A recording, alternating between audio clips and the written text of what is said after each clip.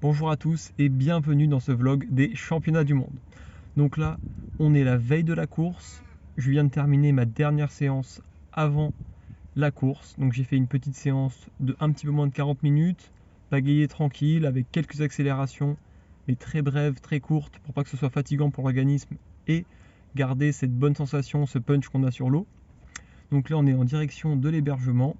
La course, elle est demain à 13h50 heure locale et ce sera donc 6h50 heure française.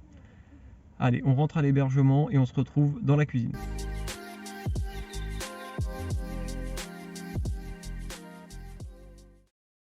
On se retrouve dans la cuisine. Là, je vais me faire le repas, donc je vais manger principalement du poulet et du riz. Donc c'est les deux ingrédients que j'ai mangés sur toutes mes dernières bonnes courses.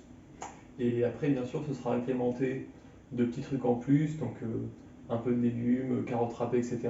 Mais pas trop de légumes puisque c'est la veille de la course. Allez, je vous montre le repas.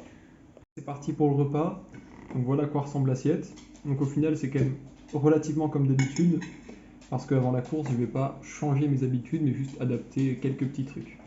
Allez, c'est parti pour se régaler. À tout à l'heure. C'est 22h05, c'est le moment d'aller dormir. Allez, on se retrouve demain. Bon voilà, on se retrouve directement au petit déjeuner. Donc c'est le matin de la course. Le petit déjeuner comme d'habitude. Et là, on va partir dans 1 heure aussi de course pour se préparer. Bon, ça y est, dans la voiture en direction du départ, il est 10h05. La course, elle est dans un petit peu plus de 3 heures. Donc là, on va à Fremantle, plage de départ. Première chose à faire, ça va être de récupérer le tracker et mon dossard, donc l'autocollant que je vais coller avec mon numéro. Et ensuite, je vais devoir passer au check-in, donc pour montrer que j'ai bien mon leash, les feux à main, etc. et le matériel obligatoire. Et ensuite, il faudra manger un petit peu, rester au calme. Et puis après, s'échauffer juste avant la course. Bon allez, on se retrouve à la plage du départ.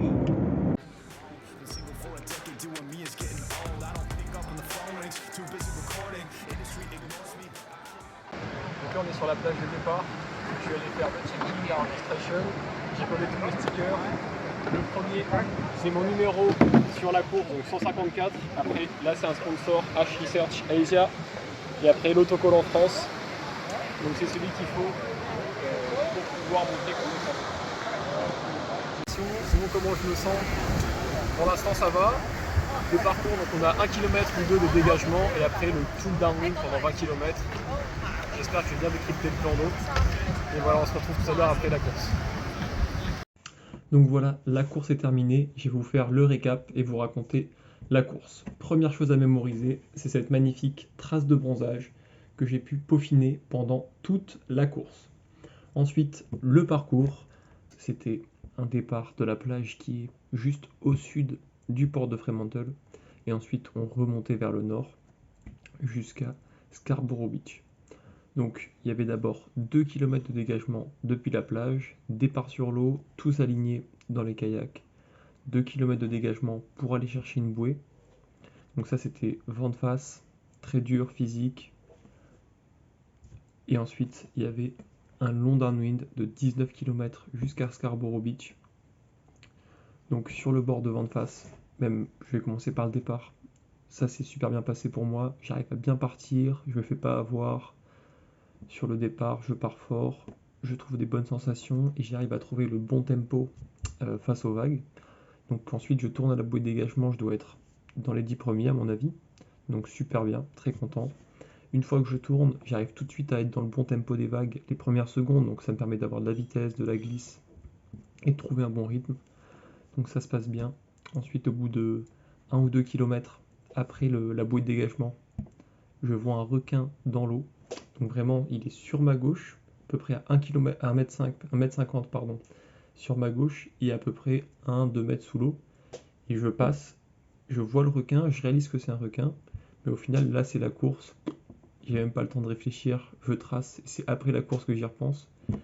Mais je pense que là, j'aurais été tout seul, voir un requin comme ça, j'aurais vraiment eu les chocottes. Mais bon, là, pendant la course, pas le temps de réfléchir. Et ensuite, sur le bord au surf, donc 19 km c'est très long, Mais dès le début du surf, on voyait le grand hôtel à Scarborough Beach, donc à l'arrivée, l'immense hôtel de la ville qui nous permettait de viser directement dessus et d'avoir une trace, on va dire, simplifiée. Et là, sur les premiers kilomètres au surf, je suis bien. Au bout de 7 kilomètres, je me retrouve avec Hector qui me remonte sur la droite. Et là, pendant une demi-heure à peu près, on est tous les deux à côté.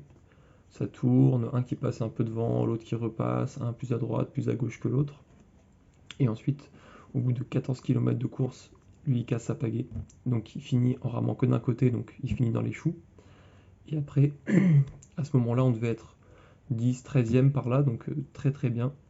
Et ensuite, moi, à peu près 1 kilomètre plus tard, au bout du 15e kilomètre, je commence à avoir mal au bras. En m'arrosant un moment, je sens que j'ai une crampe, à la limite de la crampe, sur le biceps, donc j'arrête de m'arroser et je commence à perdre quelques places. Je suis cramé sur la fin et je finis 19e, donc je suis quand même très content et ça fait plaisir, voilà.